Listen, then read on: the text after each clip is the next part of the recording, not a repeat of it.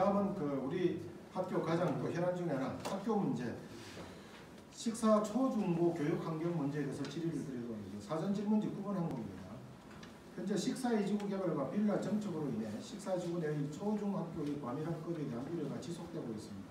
또한 교육부에서는 2025년 특목고의 일반고 전환을 발표하였습니다.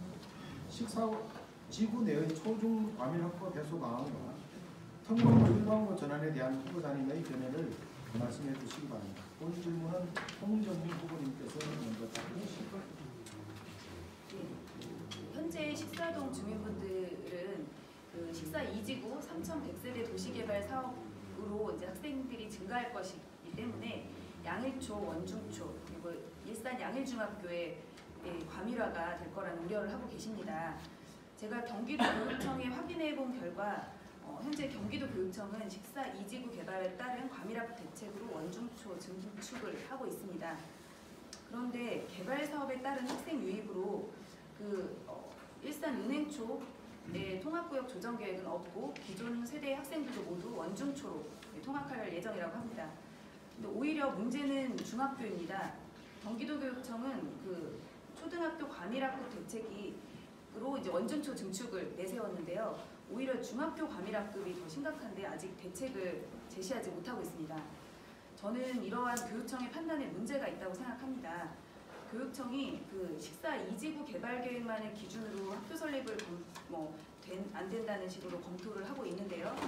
사실은 식사 2지구 외에도 아시겠지만 심지어 다세대, 다가구 주택도 많이 있습니다.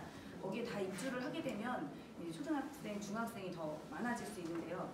그 부분도 고려를 해야 된다고 생각하고, 그리고 이번 코로나19 사태를 겪으셨겠지만 곧 개학이 예정돼서 학부모인 저도 굉장히 걱정이 되는데 학교의 밀집도에 대해서 사실 큰 우려가 제기가 됐습니다. 그만큼 학급당 학생 수를 더 낮추는 것도 검토해야 한다고 생각합니다. 특히 이제 4차 산업을 걱정하는 미래 교육은 교실에서만 학습하지 않습니다. 다양한 공간 구조에서 다양한 프로그램을 운영하는 방향으로 가야 하고, 그러려면 학교 공간에 여유가 있어야 합니다. 지금 이렇게 빠듯하게 계산한 학급당 학생 수는 저는 바람직하지 않다고 생각하고요.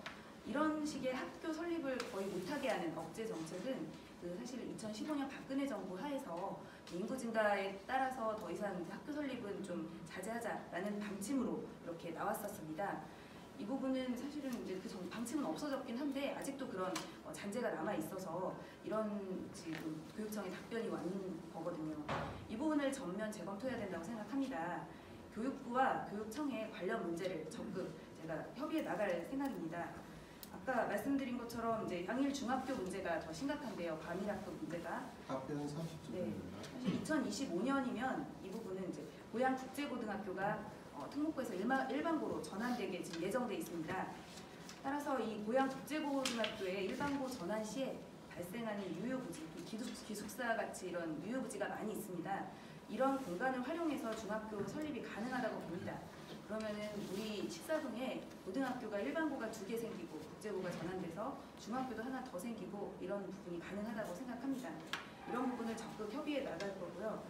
제가 개인적으로 이재준 교육감님과 예전부터 잘 아는 사이입니다. 따님이 저보다 1살 많은데요. 그래서 당선이 된다면 경기도 교육청에 적극 이 문제를 제기하고, 그리고 교육청에서 경기도 교육청에서 교육부에 올리면 교육부에서 승인하는 이 학교 설립 문제는 그런 체계입니다.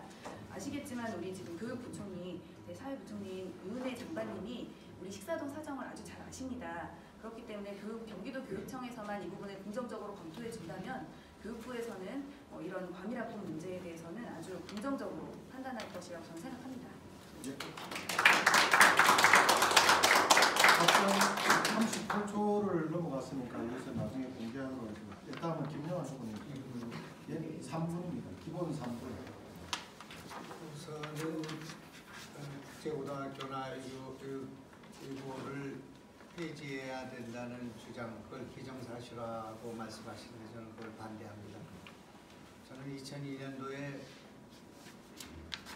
교육부 소관으로 돼 있던 일이지만 과학기술부가 주관해서 부산과학영재고등학교를 만들었습니다. 저희 예산으로 만들었습니다. 교육부가 관여해서 잘된 교육 제도가 없습니다. 서울대학이 있지만 카이스트를 과학기술부가 관할해서 단시간 내에 쌍벽을 이루는 대학으로 키워본 경험이 우리 과학기술부 내에 있었습니다. 과학영재고등학교는 과학고등학교가 서울대 입시학원으로 전락해 있는 의과대학 진학학원으로 전락되어 있는 현실에서 과학 영재를 키우기 위한 그런 학교였습니다. 이제 20년이 지난 후에 이 나라의 과학고등학교가 과학영재고등학교로 전부 전환하고 있습니다. 그래서 저는 인력밖에 없는 이 나라에서 수어성 교육이 절대 필요하다고 생각합니다. 저는 캠브리지에도 가봤고 뉴욕에도 영재교육하는 곳을 가봤지만 세계 어느 나라에도 영재를 교육하는 국가 자산으로 교육 관리하는 그런 시스템을 다 갖고 있습니다. 그런데 이것을 하향 평준화하는 이런 교육 정책에 반대합니다. 교육부가 모든 문제에 관여해서는 안 된다고 생각합니다. 대학에 자유를 줘야 된다고 생각합니다. 그런 면에서 저는 여기 국제고를 특수목적고를 해체하는 일반고로 전환하는 것은 안 된다. 그 종기가 조국 사태 이후에 일시적 대통령 지시 하나에 의해서 움직이는 이런 정책은 절대 있을 수 없다라는 그렇게 생각합니다. 또한 여기에 3,300세대가 들어오는 초등학교를 건립하는 문제가 왜 불가하다고 하는지를 지금 정확하게 저는 파악을 하고 있지는 못합니다. 따라서 당선이 된다면 교육당국과 이 문제를 협의하겠습니다. 가능하면 학교를 신설하는 것이 필요하다고 생각합니다. 앞으로 더 많은 수요가 생기게 될 것입니다. 이 식사 지역에는. 그러나 만약에 그것을 하지 못하게 된다면 이 증설로 해소될 수 있다면 그 부지를 어떻게 할 것인가 하는 문제도 검토해 볼 필요가 있다. 그렇게 생각합니다. 학교 설립이 어려울 경우에는 학교 부지가 약 3,300평 정도가 되는데 이 면적을 우리 식사지구의 주민을 위해서 활용할 수 있도록 기부 체납할 수 있는 방안을 강구해 볼 필요가 있다. 이렇게 생각합니다.